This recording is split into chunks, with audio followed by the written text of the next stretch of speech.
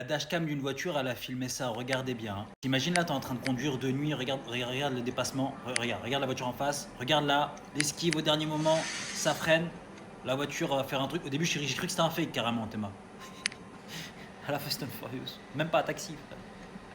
Et là, le mec il sort sous ballon, je sais pas ce qu'il veut. Avec son pote, là, il se cache, on dirait à faire un braco. Il a cru que c'était un fourgon blindé. Et il repart comme un vainqueur.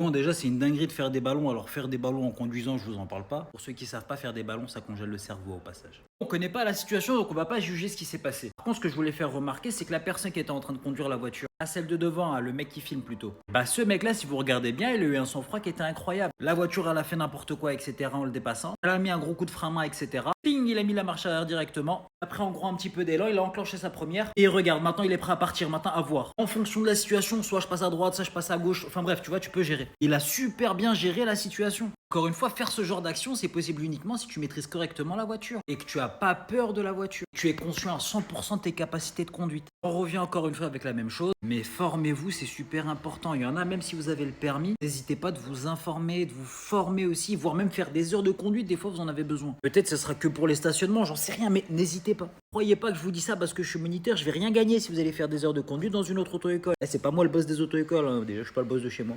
Rassurez-moi quand même, vous êtes au courant du glitch pour avoir le code du premier coup. Attends, je vais vous expliquer tout ça. Première astuce, c'est de réviser au bon endroit. Arrête les séries YouTube, les séries cheloues. Ça, c'est nul, oublie. Fais ça plutôt, tu vas pouvoir réviser avec des questions officielles les mêmes que le jour de l'examen là.